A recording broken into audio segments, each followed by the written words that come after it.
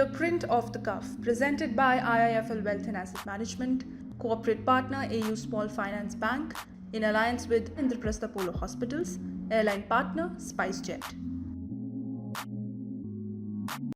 So you see, as you look at the future, you see this world order definitely changing.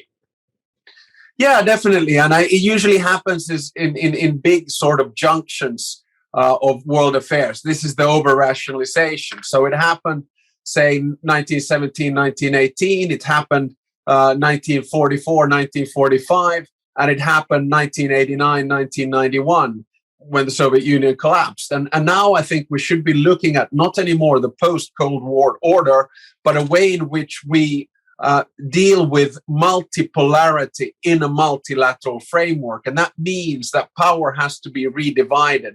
I personally think that we're moving more towards what I would call regional power. So, you have this sort of nexus of power in Asia. You have a nexus of power in Europe. You have a nexus of power in America. You might have a nexus of power in Africa, and bring these big players together. But we can't have the old world order as it stands. The WTO, the IMF, the World Bank, NATO, the European Union, they were all created in a world that doesn't exist anymore. Well, let me bring attention to India for a moment, since we talked about a changing world order. And I will just read you a laundry list of people who've come visiting in India and who are coming in to visit the next few days.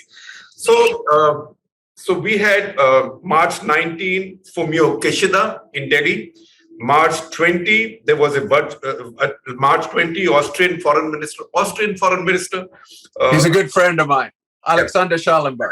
Yes. March 21, Australian Prime Minister Scott Morrison had a virtual summit with Narendra Modi. March 22, US Under Secretary of State Victoria Nuland. March 23, Greek Foreign Minister Nikos Dendias. March 24, Oman Foreign Minister. March 25, Chinese Foreign Minister. March 28, EU Special Rep for Indo-Pacific. Then Mexican Foreign Minister. Then March 31, UK Foreign Secretary. She's in town today. And then Deputy NSA of the US, Dilip Singh, the sanctions man. And April 2, Sher Bahadur Duba. And tomorrow we see Mr. Lavrov. So what does it say about what might be the new emerging order? I mean, do people have time to while away in 40 degrees temperature in Delhi? Apart from Delhi being a beautiful place, I think this is very much about trying to win over the hearts and minds of India, right? So, you can see all the different players with different types of representation coming into town to prepare the future. And I guess, the message from China is that you're important to us. The message from Europe is you're important to us. The message from the UK is you're important to us.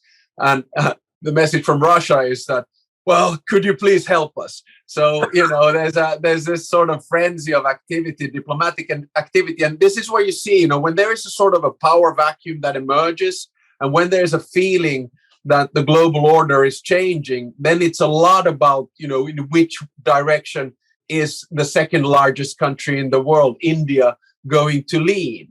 And that's why I think there is a frenzy of activity in your country, and rightly so. I'd be doing exactly the same thing if I was still foreign minister as I was in 2008 during the war in Georgia. I'd be flying to Delhi as well, as I actually did, I think, in 2010. The Print off the Cuff, presented by IIFL Wealth and Asset Management, corporate partner AU Small Finance Bank, in alliance with Indraprastha Polo Hospitals, airline partner SpiceJet.